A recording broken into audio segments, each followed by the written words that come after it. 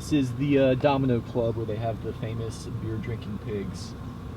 You don't need four-wheel drive if you stay on like the main roads of the rainforest, but if you get off the pretty much two beaten tracks, it would be a good idea to make sure you have a four-wheel drive car. You don't want to be bringing small, tiny rental cars in here. This is Mahogany Road. This is exactly where we found Nala on 4th of July. Sorry it's so bumpy and loud. This is just real life St. Croix. The roads aren't the best here, especially in the rainforest. And yeah, we found her right along the road here on 4th of July, over 4 years ago. Yeah, it was 4 years ago now. She was shivering in a bush, flea bitten, scared, cold. Yeah. And when I finally caught her, she tried to run away. She promptly bit me. Yeah. And then like 10 seconds later, she just like melted in my arms, and she's been our dog ever since. Yeah. So she's very at home whenever we go hiking out west or explore the bush because this is her home. Kane used to be king on St. Croix, and we really don't have very many dense pockets of it growing anymore.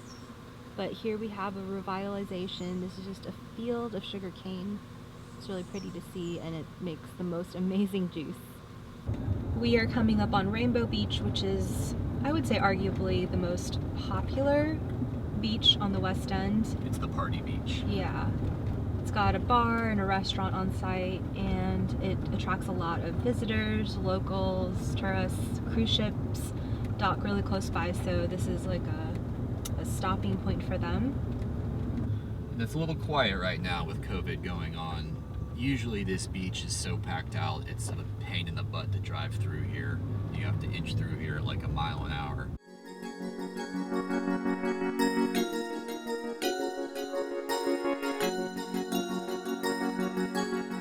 So this is the pier. This is where the cruise ships come in, and it attaches right to downtown Frederiksted. And it opens up to an old Danish customs house, which is really cool. And then Fort Frederiksted is also right there. This is King Street on Frederiksted on a Sunday afternoon. This is the main street of the town. You tell Trinity I haven't been there yet. That's the guy that Randall told us about. Oh, really? Yeah. Well, then it's got to be good. Yeah. We're coming up on the dump. I think are there 4 on an island? Yeah, there's about 4 dumps on island. 5 if you count the main one, where you can bring your trash. Some neighborhoods have trash pickup, most do not.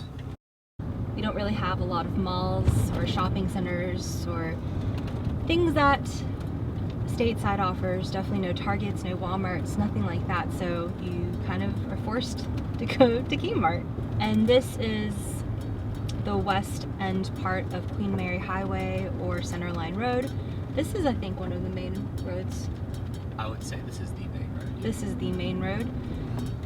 And this connects all the way from west to east. Yes. All the way to Christiansted.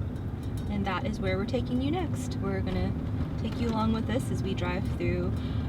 I mean, clearly I'm not gonna be able to show you everything, but I may have a video, a dedicated video on that if you check out my St. Croix playlist, or I may do another one in the future. So if I missed one of your hot spots or places of interests, don't worry, I will cover it soon, or I have covered it. On the left right here we have Lorraine's Farmer's Market. It's right next to Lorraine Chicken Shack, and this right here is the Lorraine Shopping Center. And at this juncture on the right, it'll take you to Home Depot, which I showed you last week. The road before this can take you to Airport Road to take you to Henry Rolson Airport. It's empty now, but this is the Lorraine Farmer's Market. Here we're coming up on Sunny Isle. On the left here is the movie theater. Sorry if you can't really see, but there's really not much to see as it's been closed down. I think for a month or 2 now. Yeah, for a while. This right here is Kmart East. And here we have the Sunny Isle Shopping Center. There's Office Max. There's a couple chains in here. There's like a Champs, like a sneaker shop, some chain restaurants, and then here is the major intersection. If you go left, it takes you through an area called Scion Farm, towards the other plaza and cost you less, and it's the worst traffic on the island. Between this stoplight and Scion Farm is like the only place on the island that we seem to have traffic jams on a regular basis. And here is the beautiful refinery. Upcoming we have Plaza Extra, which is the east location. There was a line wrapped around after Maria. It was intense. So, moral of the day, definitely be prepared for hurricane season. And over here we have our Costulas. We don't typically use physical addresses here, so for me personally, it's been much easier for me to convey directions, because I'll be like, take a left at that big turpentine tree, you know, the one with like the big split in the middle, and it's just been easier for me. We are approaching the bypass. Right, but we are going to bypass the bypass. Oh, okay. And go into town so you guys can see Christiansted Town. Yes. Christiansted Town is, I would say, one of the most popular locations on the island for dining and shopping. And oops, there's an accident. And we have a problem. Since we had to get rerouted, you get kind of an aerial view of the bypass that Jay was saying we were going to bypass, but funny enough, we got bypassed even earlier. It's always fun. We just got forced into a neighborhood that me or Angela have never really been in. There's a lot of tiny little roads on the island that you don't get to see them all. So here's a little new corner of St. Croix that we are seeing for the first time together. We are approaching town from the south right now. Apologies if there's a lot of ambient noise. Some of the roads are rocky and there's just a bunch of stuff shifting. So apologies preemptively if the audio is a bit difficult to latch onto. I'll try and point out some of the more popular spots as we move along. Here we are on colorful King Street. We're coming up here and we are going to pass the government building on our right. The boardwalk has started and it's down that way to our left, just kind of running along the water line. You can't really drive along with the boardwalk too much. The government building is right here on our right. The yellow building. The big yellow building. And we're looking straight ahead, kind of into Gallows Bay. To the left is the main Christiansted Harbor, and then we're going to come out right now on the fort. Here you see the main fort, and this other yellow building in front of us is the other customs house building. Very, very old structures. Here we are at Mount Welcome, and all these cars are being spit out from the bypass. And when we first arrived on island, we lived in one of those on the top right here on one of those mountains, and we were gridlocked after Maria. Very intense experience.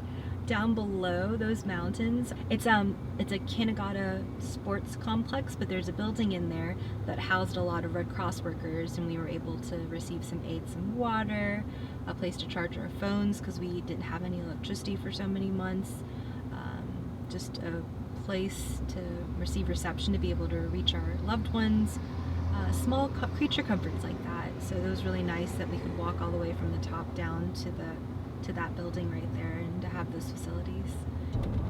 This is the gas station. I think it's the last gas station out east, right? Yeah, it's the last gas station, not quite the last restaurant. It may be difficult to see, but it's right there. It's the Countess, what was her name? Novara? I don't remember her name. But she built herself a castle, and it's on sale right now. So if you ever wanted to buy yourself a castle and live in the Caribbean, you could fuse those two desires together and live in a castle like royalty in the Caribbean. So where we're taking you now is Point Udall, which is the furthest east point of our island. And technically, I think Sandy Point is the furthest west. But I've done several videos on that. Point Udall is also the furthest east part of any U.S. territory, or anything under U.S. control. Some people will argue that there's one Aleutian island that crosses the international date line, so it's technically the furthest east. But for all practical purposes, this is the furthest east point of the United States. This telescope here is one of my very favorite things on the island. It's part of a larger telescope array that connects all the way back to Hawaii. and they use the earth itself as kind of a dish or lens to look out into space. And I think it's just such a cool thing to have here in St. Croix and be a part of that on this little island. We like to create our own hikes because we've done all of the conventional ones so far and we've just kind of run out of them. So we'll come out here and just start hiking just random, I think they're deer trails, honestly. Yeah, mostly deer trails. We'll just follow them up and just end up on the, whoops. We'll end up on the top of just a random mountaintop, and the reward being that we always have a different angled view of the water here or the island. We'll be able to see, depending on how clear the day is, our sister islands. It's just fun to be able to gain a new perspective whenever you make your own hikes. You can see some of the cacti dotting the landscape here. Jack and Isaac's is a very popular hike here. Highly recommend, if you love the east topography, to come out here at Jack and Isaac's and hike it out and just observe all the beauty that the east has to offer. We are now driving up on Point Udall.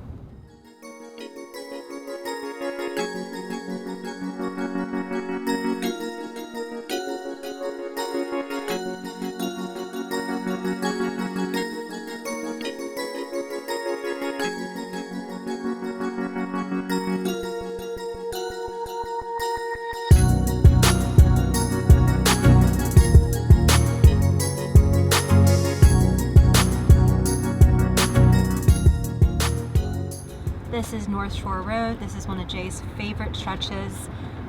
The road before Divvy is also very pretty, but we didn't make it there today. But no worries, like I said, I can always cover it in a future video if requested.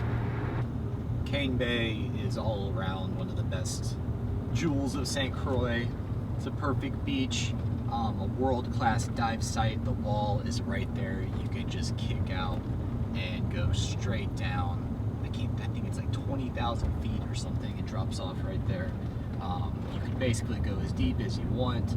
I've never personally gone past 120 feet or so, but I know people go down there. There's caves at about 300 feet down. Locals bring their horses here. We on GoPro, we live on YouTube.